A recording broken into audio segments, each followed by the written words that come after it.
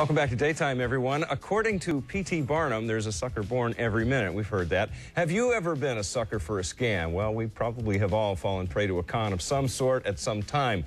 Our next guest is an expert at exposing con games of all sorts. He is, in fact, he's labeled himself the anti-scam doctor. Please welcome back to the show author Mark Cravens. Thanks, Mark, for being here. Thank you, Dave. And you have a book, The 10 Commandments of Investing.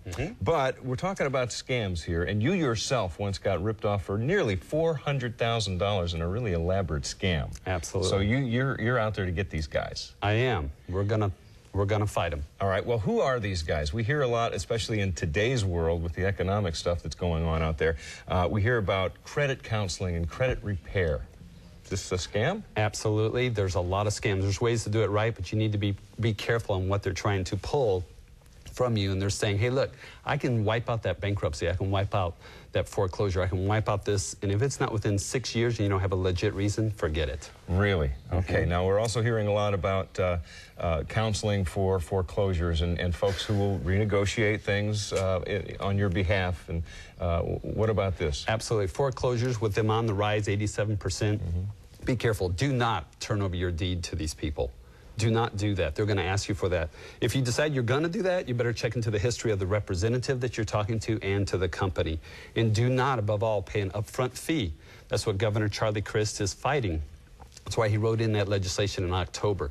Do not be doing that. Okay. A lot of people are looking these days to supplement their income. There are lots of things you see in the flyers that come in the mail and what have you when it says employment. Work at home, stuff envelopes, be a secret shopper. Any of these things legit? Very, very few at all. Watch out on the secret shopper thing. Understand, nobody's going to pay you $200 an hour to go be a shopper.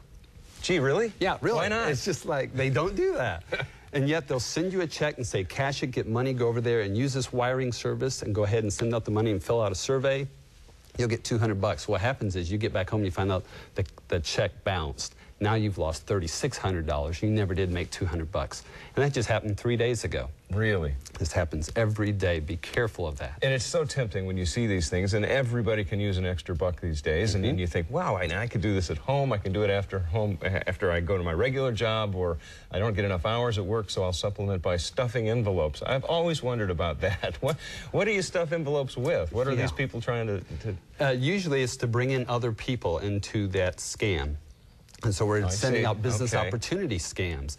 But you need to think about how fast can they do that with a machine going and they're done. Why should they pay you hundreds of dollars to sit at home and do it and they can't track whether you do it or not? Wow. Okay. And then there are what you call online dating sharks. These are sweetheart scams, as you like to say. Sweetheart scams is what the FBI calls them. Okay. We need to be really careful about this. When you're doing online dating, you don't know who that person is on the other side of the monitor.